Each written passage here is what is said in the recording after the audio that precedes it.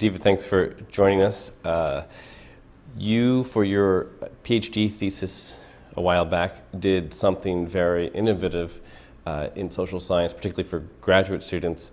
You did an actual experiment on human beings. Can you tell us what you did? Sure. So for the field experiment that I did for my dissertation in Milwaukee, I hired a group of young men to pose as job applicants, and I assigned them fictitious matched resumes that reflected identical levels of education and work experience. These were college students, but they were young men that posed as high school graduates with limited work experience. And I carefully selected and matched the young men so that they were very similar in their physical characteristics and their interpersonal style. And I sent them all over the city of Milwaukee applying for entry-level jobs. And for each job, I sent two young men who were matched young men of the same race. One man presented himself as having a felony conviction. He reported on the application form that he'd been convicted of a drug felony. He'd spent 18 months of time in prison and had just been released a month before. And so I was comparing to what extent evidence of a felony conviction affected hiring rates among otherwise equally qualified applicants. I sent two young white men and two young black men to apply for these jobs, so I also wanted to see how race and the interaction between race and criminal background affected their hiring prospects. And drum roll, what did you find about the mark of a criminal record?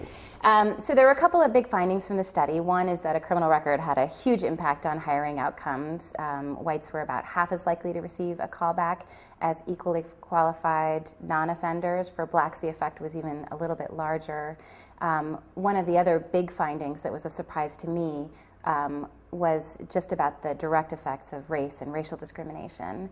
So a black man with no criminal background fared no better than a white applicant just released from prison. And how do you explain that?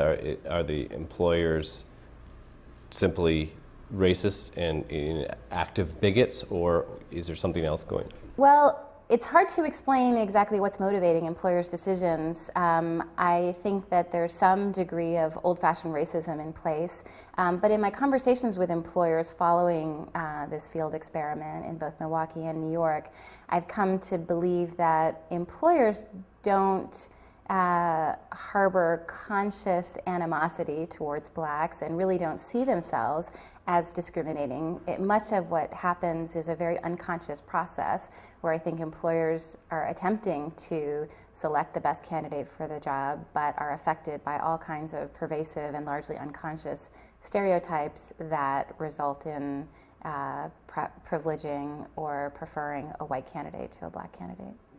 How generalizable is this particular part of the hiring process for these kind of jobs in Milwaukee, for this age group and so forth? What kind of general conclusions can we draw? So you addressed that by, or at least partially addressed that by replicating the experiment in New York, and what did you find? Yeah, so one concern about a field experiment that takes place in a single city is that there may be features of that city that make the results really unique.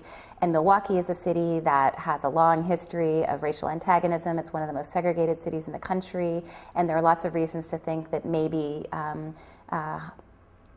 preferences for whites or for non-offenders are different in Milwaukee than would be true in the rest of the country.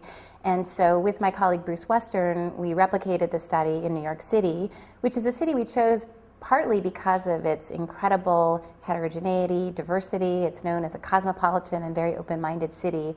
So we wanted to see to what extent these effects replicated. And we found startlingly similar results in New York.